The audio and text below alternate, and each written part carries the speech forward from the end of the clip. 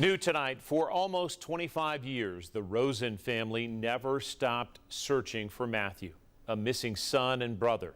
The hunt took that family to more than a half dozen cities and finally to one of the farthest reaches of the U.S., Fairbanks, Alaska.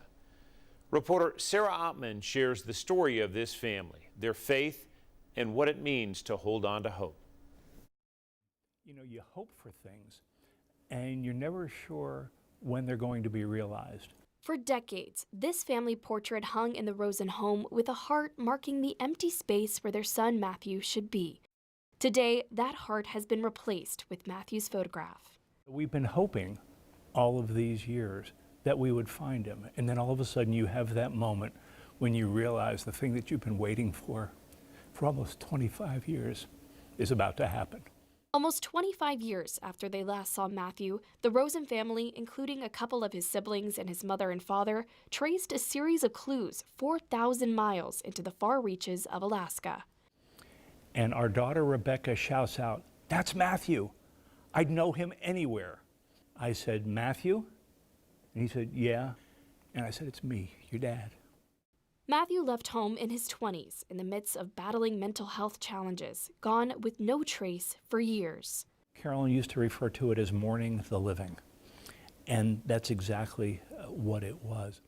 On and off searches for more than 2 decades led the Rosen family to create the group Hold On to Hope, supporting people searching for loved ones. You realize that there's so many people out there who are in the exact same situation that we are.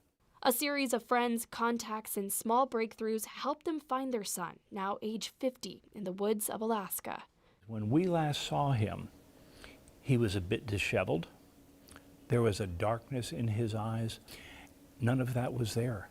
Matthew welcomed the reunion and offered words of comfort for his parents. He said, "I'm sorry. I'm sorry for all the pain, for all the hurt, all the heartache that I've caused you all. Will you forgive me?" And we said, "Of course we forgive you." A heart, now a picture, a family restored. It was realizing that that which we had hoped for, that's what we had prayed for, that which we had asked God for, finally came through. That was Sarah Ottman reporting. The Rosen family hopes to see Matthew again in person around Thanksgiving, and until then they're staying in touch through regular texts and photos, and you can watch our full interview with Matthew's father right now on WBIR+.